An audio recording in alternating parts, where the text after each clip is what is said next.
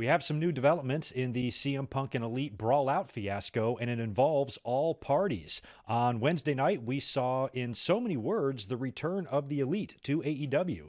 They ran a vignette on Dynamite that was showing Kenny Omega and the Young Bucks being erased from certain moments in AEW history, basically signaling their imminent return to the company. Now, this came just hours after Fightful Select dropped an article earlier on in the day noting that there was a lot of progress made recently in the Elite and their pending return to the company, the most movement since All Out.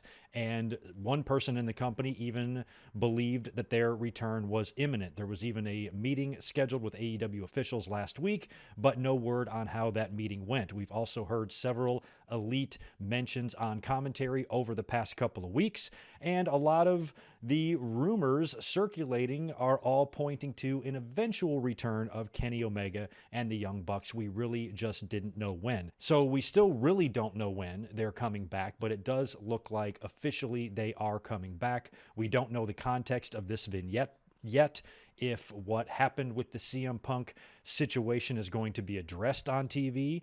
We don't know the situation behind the scenes with any of that. We heard the reports of CM Punk negotiating a contract buyout, and once that happens, maybe there's an NDA or there's some sort of an agreement made, don't bury me on TV. We have no idea. But the Bucks and Kenny seem to be referencing their erasing from AEW. So when they come back, when they make the return, it's only natural to think that they're going to have to address the situation in some way. Even if it's brief, I feel like you can't just come back and pretend that never happened.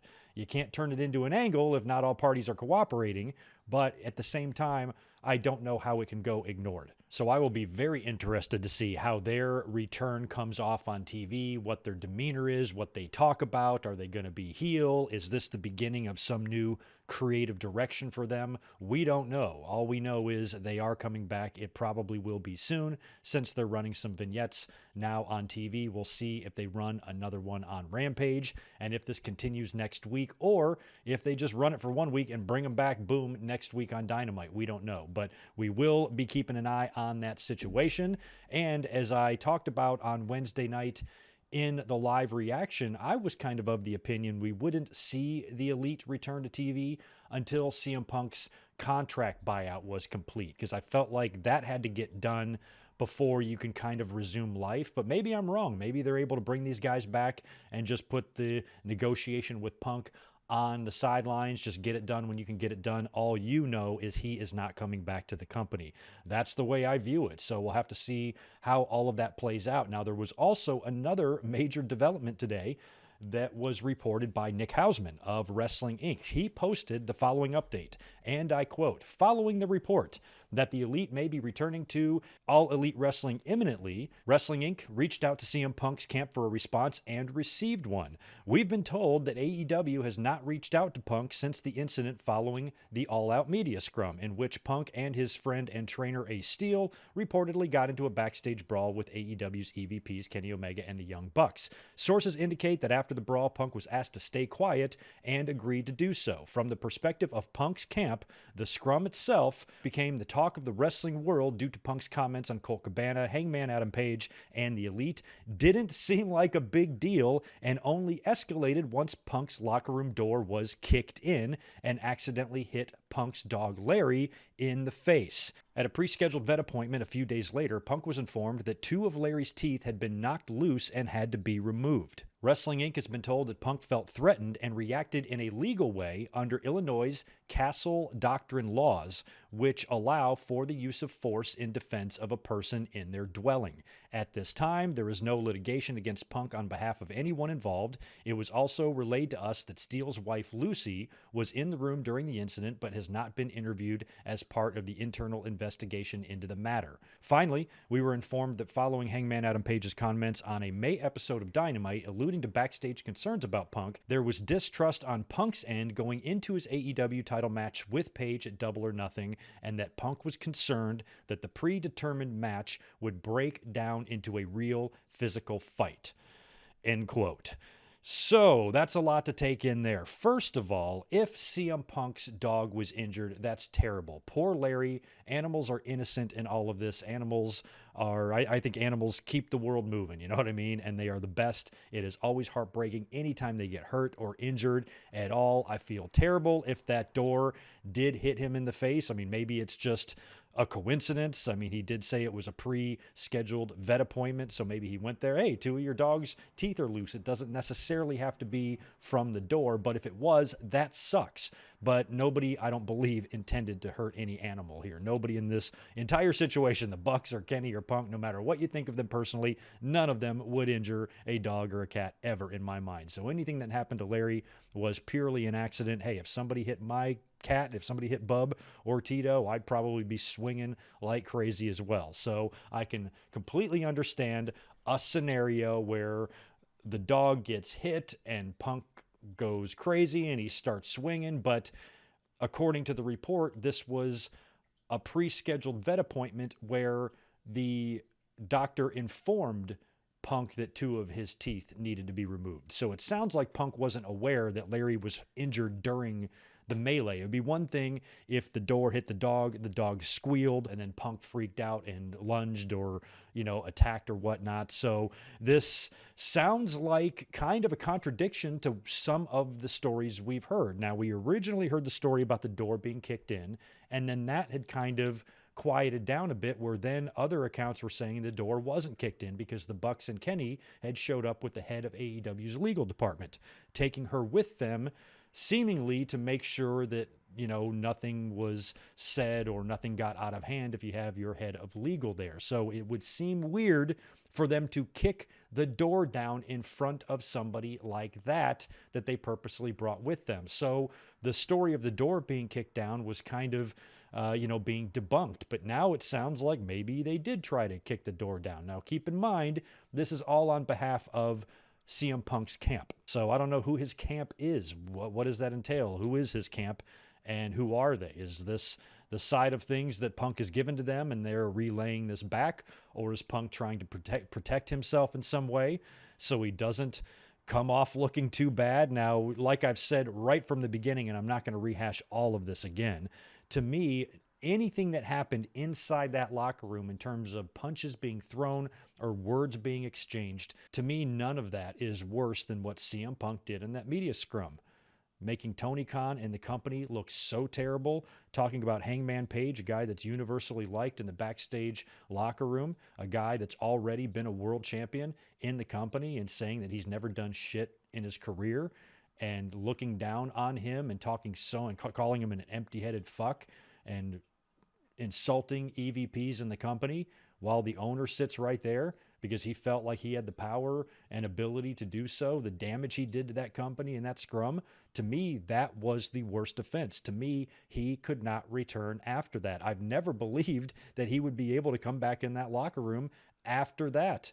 I mean, it would be nice if they could all make it into an angle, but I just don't think CM Punk has that in him. And it seems like the blood is way too bad here. And there's just no way these parties can ever come together again. Plus, it sends a terrible message if you bring Punk back in. Then everybody is going to say, oh, Tony Khan just lets people walk all over him. It sends a better message, and I think it's better for the longevity of AEW for him to go. Even if it sucks in the short term, this guy basically left twice as world champion, only having one match and somehow two world championship title reigns, getting injured both times and leaving the way he does, being the biggest star that they have. That sucks. That naturally is going to give you an initial hard blow. But we saw WWE take a similar blow in 1997 with Bret Hart and the screw job, a blow that could have put them out for good, and just a few months later, they had completely turned the corner. We have seen in the last year or so how crazy things can change in a short amount of time. And with AEW, Cody leaving, and the perception of AEW being a great place to be, now being a not so great place to be, Vince McMahon retiring from the business, Stone Cold Steve Austin main eventing a WrestleMania again. These are all things we thought were never possible. So we're seeing how crazy the business can be and how fast and drastically things can change. So when you think about CM Punk and his future, if this buyout with AEW is complete, if some sort of non-compete is negotiated here, if I'm Tony Khan, to me, I'm just letting him go free and clear. But if you must have a no-compete, I would just have it run through April. Keep CM Punk away from WrestleMania. If you do that, I think I'd be willing to let him. If he's going to go to WWE anyway, it doesn't matter about the no-compete. He's going to go there. So I would try to have a no-compete worked out to run you through WrestleMania so he can't sting you there. But maybe CM Punk wants to potentially go back to WWE and he wants that option open. I don't know. But once he is gone, and the talks of him returning to WWE, we talked about it this past week on the podcast. I don't believe that's a personality that WWE would want in their locker room, but there has been more reports about Triple H. This one is from WrestleVotes, and they are claiming that Triple H has softened his stance on bringing CM Punk in. When questioned about this earlier in the summer, Triple H apparently wanted nothing to do with CM Punk, but now that he has had this implosion with AEW, Triple H might see an opportunity there. And Triple H, I believe, a lot like Vince McMahon, who mended fences and brought people back in that he had heat with, if it's right for business and the right situation presents itself, then yes, I think you should be open to anybody coming back. And I think Triple H would be. And it would be crazy if CM Punk literally had to crawl back to WWE, the company that he's been disparaging for 9, 10, 11 years now. Well, no, not that long. I guess almost 9 years since he left in 2014. So for him to go back to WWE and have Triple H as his main controlling boss of what he's going to do creatively is going to take a lot of compromise on both ends. And I still question very much if that's even a possibility. I don't really think it's that realistic for CM Punk to go back to WWE, but if WWE really wants to make this a competition with AEW and they just want to bring CM Punk in to dangle him in front of their faces, that's, if I'm Tony Khan, that's when I'm taking the attitude of saying, you know what, fine, go ahead. Fucker's injury prone. He's a little bitch. He's got an attitude. He complains constantly, and you can have him. Let him hobble out there and change the culture all he wants, because it'll give you an initial rise, but maybe in the long run, he's going to give you the same headache he gave me, so be my guest. That's if I'm Tony Khan. If I'm Triple H, I'm looking at Punk and saying, hey, problems or not, this guy has got a ton of name value, and he was the biggest star they had. And having Cody and CM Punk both come in and leave AEW, if you said this, like I said, 18 months ago, a year ago, you would have thought we were crazy, or I was crazy to even suggest a possibility like that.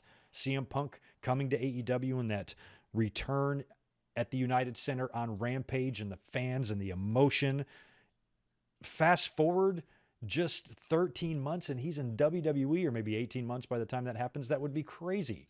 And he shows up in the Royal Rumble a couple of years later. You never would have thought that would happen. But I suppose it's a possibility, and I don't believe it's very intelligent for anybody, whether it be me or you guys in the comments, to say something is never going to happen. I think the last 24 months has proven to us that, yes, anything is possible. So don't rule anything out ever. And I think we have all learned that by now. So it'll be interesting to see where this goes. I don't have too much of a change in opinion after reading the Wrestling Inc. article. Of course, the report about Larry being injured is terrible. That does piss me off. And I certainly believe, by the way, that Kenny and the Young Bucks do deserve punishment. Anybody resorting to violence at all is wrong. Kenny and the Bucks are very, very wrong. Don't misconstrue what I'm saying. If you're an elite hater and a Punk fan, hey, I'm a Punk fan.